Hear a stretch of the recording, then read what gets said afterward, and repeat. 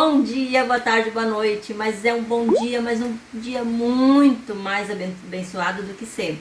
Por quê, Ivone? Porque tá caindo uma chuva maravilhosa lá fora. A chuva que nós aqui do Rio Grande do Sul estamos muito esperando por ela. Mas muito, nós e os animais e as plantas. Bora fazer uma cuca então? Uma cuca de coco. Maravilhosa. Aqui do Rio Grande do Sul é mais feito a cuca, mas já está difundindo por todo o Brasil, né? A cuca como churrasco já está virando moda também. Vamos começar fazendo então a esponjinha do fermento? É bem facinho. Ó, aqui eu já tenho a quantidade de farinha que eu vou usar na massa depois, que eu vou dar depois, né? A quantidade certa. Mas dessa farinha eu vou pegar umas 4 colheres mais ou menos. Essa farinha tá peneirada, tudo certinho. 5 colheres melhor ainda. Se precisar um pouquinho mais, eu boto mais. Por causa do leite, né? Também umas 2 colheres de açúcar. Aí eu tenho uma colher dessas cheia de fermento biológico. Vamos dar uma misturadinha aqui. E aqui eu tô com uma xícara de chá de leite de coco. Pode ser usado leite de vaca. Ele tá morninho, tá? Tá morninho. Então eu vou dar essa misturadinha aqui. Se eu achar que ficou muito mole essa esponja, eu boto um pouquinho mais de farinha. Vamos misturar ela. Essa esponja é fundamental, tá? Para fazer o crescimento da cuca e o crescimento inicial da cuquinha. Isso aqui é feito para pão também, a mesma coisa, a mesma massinha. Eu vou mexer ela até que ela saia todas essas bolinhas e mostro ela prontinha. Ó, tá prontinho. Nesse ritmo aqui eu fui fazendo, girando a macia e fazendo assim, ó. Então ele saiu as bolinhas, praticamente saiu tudo as bolinhas. Eu vou fazer isso aqui agora, vou tampar. Então, se tá frio aí onde você mora e você quer fazer essa cuca, não tá frio aqui, mas tá caindo chuva, então não tá aquele calorão de sempre. Então você pode colocar dentro aquecer levemente o forninho, desligue ele. E coloca isso aqui lá dentro, só para ele estar num ambiente um pouquinho mais quentinho. Então vamos fazer o recheio da cuca. Eu tô com 2 xícaras de chá de leite de coco aqui, já vou colocar aqui. E eu tô com 800 gramas de coco ralado. O coco não pesa, parece que ele é muito, né? Parece demais coco, mas é que ele não pesa. Ele pesa muito pouco, né? E a cuca vai ser grande. Aqui, eu mesma ralei esse coco. Eu bati no liquidificador, ralei ele, né? Eu tenho que ser rápida nesse fogão. Pronto, busquei o leite, botei mais uma xícara. Assim mesmo ele continua ainda sem caldo, né? Então eu vou acrescentar aqui as 2 xícaras de açúcar. E vou botar mais leite. O leite, nesse caso aqui, dependendo do tipo de coco que você bota, você vai acrescentando leite até você ver que ele sobrou um pouquinho de leite no fundo da frigideira. Por que que eu falo isso? Porque o coco feito em casa, ele é diferente do coco que vem do mercado. O coco feito em casa, eu digo ralar o coco em casa, né? Ele fica diferente a textura dele e o líquido que ele solta ou que ele absorve. Então esse recheio a gente vai ficar olhando ele, o comportamento dele, né? Como eu tô usando só leite de coco, então eu acrescentei um pouquinho mais, né? E eu ralei esse coco hoje de manhã, ralei não, tô mentindo, bati no liquidificador. O que que acontece? Ele tem que ficar com esse caldinho, estão vendo? Ó, caldinho. Tem que soltar esse caldinho. E aí nós vamos agora misturar bem esse açúcar, que eu tô mexendo, porque eu tô incorporando bem esse açúcar. Eu vou deixar ferver um pouco, até que esse açúcar engrosse um pouquinho. Deixar ele ferver um pouquinho aqui, bem tranquilo. Olha, eu fiquei aqui fervendo mais ou menos 5 minutos esse coco. Ele reduziu um pouco o caldo, ó, mas ainda tem caldo, tá? Então agora, como eu separei aqui 4 colheres de leite, do leite de coco, eu vou misturar em 2, eu vou fazer o inverso, em 2 colheres de amido de milho.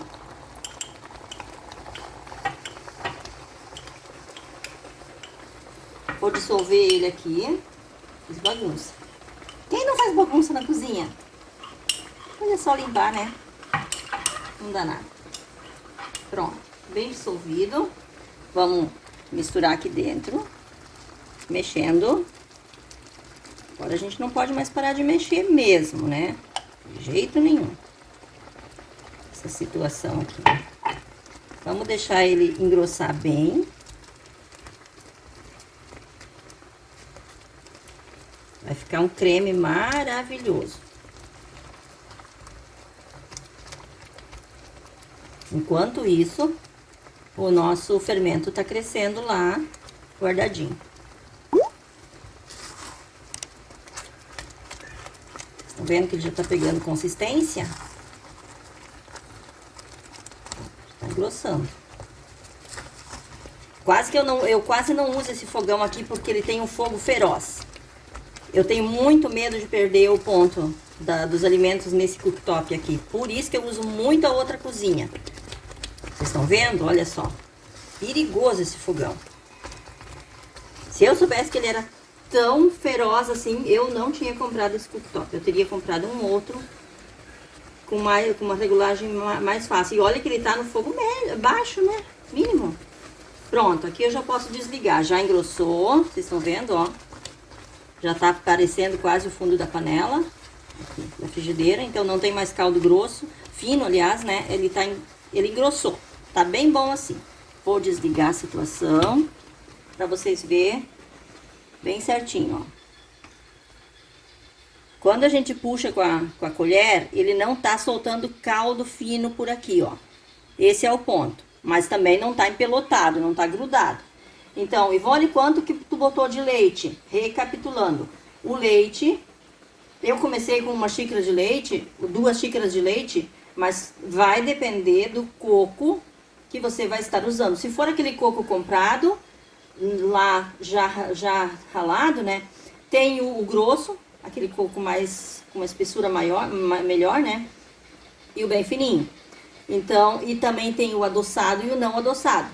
Se você vai usar o adoçado, você diminui o açúcar aqui. De preferência, compre o coco sem açúcar. E daí você vai conseguir levar certinho, né? E o leite, como eu falei, deixe de reserva do lado um pouco mais de leite para você ir acrescentando se for necessário. Essa é a diquinha. Agora, então, eu vou esperar o meu fermento ficar no ponto certo e eu volto com vocês. Enquanto isso, o nosso recheio vai esfriando um pouquinho. Isso é importante também. Voltei. 10 minutos e o fermento dobrou de volume. Olha só. É a esponja, vamos supor, a levedura que a gente fala. Agora, eu acho que para a receita que eu vou fazer, essa bacia vai ficar pequena. Então, eu vou passar para essa grande. Para fazer o início da massa.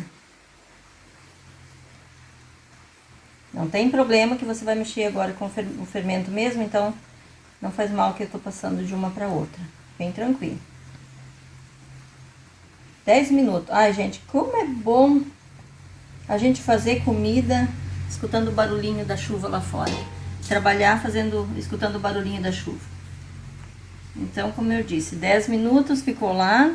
Agora eu vou colocar 2 ovos inteiros. 2 xícaras de chá de açúcar. É uma massa doce. É uma massa doce porque é uma cuca, né? 2 colheres de nata. Se você na sua cidade, no seu lugar, não tem nata, não conhece nata, pode usar o creme de leite, pode usar manteiga, pode usar margarina, se você usa margarina na sua cozinha, então pode usar margarina, não tem problema. Então, são as substituições. Também pode usar banho de porco. Bem tranquilo. Uma colherinha de café de sal, seria 2 pitadinhas de sal no total. Sal é muito importante porque a gente tem o hábito de usar o sal nas receitas, né? E aí, aqui eu tenho reservado ainda mais 1 xícara de chá de leite de coco. Pode estar morno. Se for inverno onde você mora, pode usar o leite morninho. Como aqui é verão, tá chovendo, mas é verão e não tá calorão, e também não tá frio, então eu vou estar usando ele em temperatura ambiente. Eu vou pegar aqui uma colher, tempo real, né? E aí agora eu vou acrescentando 5 colheres de farinha de trigo peneirada e mexendo. Bom mesmo é trabalhar com fouet.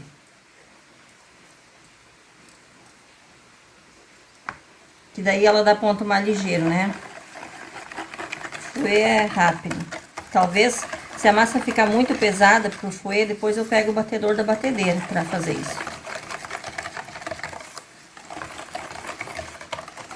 Então, dessa forma, a gente vai agregando a farinha aos poucos e misturando. Para ela ficar uma massa, não pode ficar dura. Ela vai ficar uma massa relativamente mole. A gente já tem receitas no canal de cuca de uva e cuca de abacaxi. Nessas duas situações foram feitas, eu fiz as receitas com o fermento de bolo, né? O fermento branquinho, aquele de bolo. E esse aqui é o biológico, fermento de pão. Por isso que a massa tem que ficar descansando, né? Então, assim eu vou agregar essa farinha toda e eu volto daqui a pouquinho com ela já batidinha, prontinho. Prontinho, olha, a massa eu já troquei fouet pelo batedor da batedeira e daí é mais fácil pra gente fazer isso aqui, ó.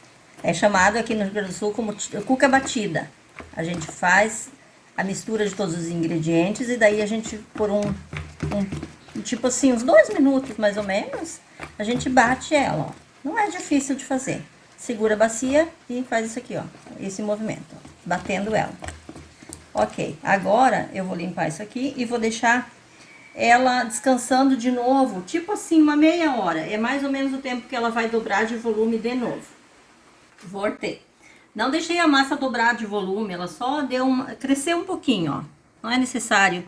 Por quê? Não é necessário nessa primeira descanso que ela faz, porque o fermento já deu o primeiro também ativada, né? Quando a gente faz a esponja. E agora, então, eu vou passar pra forma. Tô com uma forma aqui que eu não sei o número. Ela é bem grandona. Mas aproximadamente... Ah, gente, você quer saber uma coisa? Eu vou rapidinho buscar uma trena e vou medir essa forma. Vamos tirar a dúvida. 30 por 40. Belezinha, uma forma bem grande, relativamente grande, né? Então, agora nós vamos mexer essa massa um pouquinho. Podemos dar de novo uma ativada na massa, não precisa ser muito, mas vamos mexer ela um pouquinho, né? E vamos colocar aqui. Ela não é muito fácil de espichar. Então, eu vou fazer assim, vou começar na ponta e vou trazer ela pra cá, nesse sentido. Ela é meio liguenta, é normal. Não se apavorem, é normal. Não é como a massa de pão e nem como a massa de bolo que se acomoda. E a massa de pão a gente faz mais fácil, trabalha ela mais fácil, né? Então, essa aqui a gente vai trabalhar com a colher agora. Vamos puxar ela pros lados. Com 2 colheres é sempre melhor. Eu tô com a forma só untada, gente. Não enfarinhei essa forma. Não precisa enfarinhar, tá? Bem tranquilo. Ó, ela não, parece assim, é muita massa, mas não é. Pra esse tamanho de forma tá belezinha. E aí, Ivone, mas tá fazendo uma cuca muito grande. Gente, essa cuca pode congelar, tá? Não precisa fazer e comer tudo num dia só. Se você tem freezer, pode congelar, bem tranquilo. Agora sim, vou deixar ela descansar mais um pouquinho e volto pra colocar o recheio nela. Voltei, deixei a nossa cuca, a nossa massa descansando de novo por meia hora, né? Agora sim nós vamos botar o recheio em cima para levar para assar. Olha como ele esfriou, eu não botei na geladeira. Ele não tá duro, ele tá mole, mas não tá aguado, ó. Perfeito como a gente quer. Não pode ter sobra de água no fundo. Então, aqui a gente pode estar abrindo um pouquinho a massa se quiser e largar um pouquinho para dentro. Também pode só também tá espalhando ele aqui em cima, assim, ó. Nós vamos ter paciência para botar esse recheio.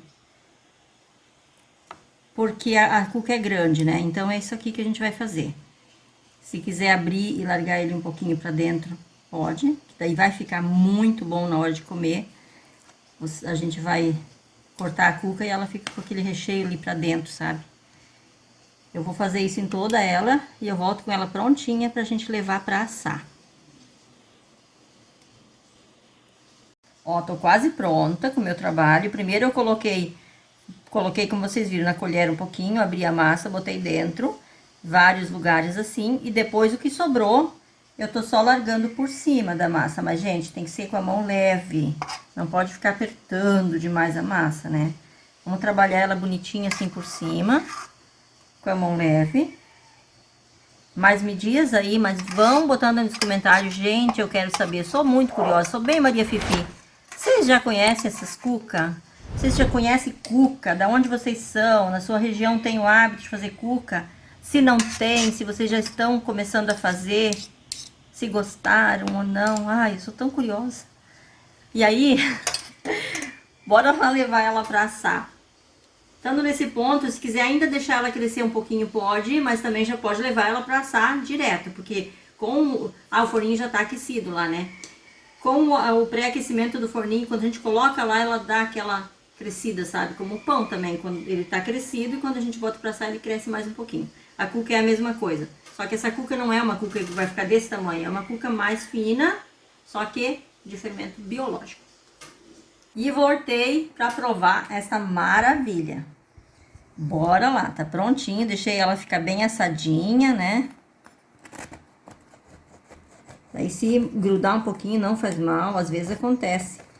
Geralmente quando a gente usa a forma para alguma coisa e lava a forma, às vezes gruda um pouco o pão ou a cuca que a gente venha a fazer. Mas não é o fim do mundo também. E vamos provar. O primeiro pedaço é sempre ruim de tirar da forma. Isso é normal. Ó, gente, olha isso. Olha quanto recheio. A massa fica bem escondidinha. Essa aqui é a parte boa, porque a massa fica escondidinha. Estão vendo? A parte mais amarelinha ali, ó, é massa. Essa parte mais branca é tudo recheio. E olha aqui, eu já tô com o meu café aqui esperando, porque, ai, coisa mais boa, gente. Tá, vamos lá, Ivone, para de conversar e ver se experimenta essa cuca. Macia. Ai, tem que comer em câmera lenta. Tão bom que é. Meu Deus. Faz aí. E aí, então, até o próximo vídeo, se Deus quiser. E eu vou comer minha cuca e tomar um café.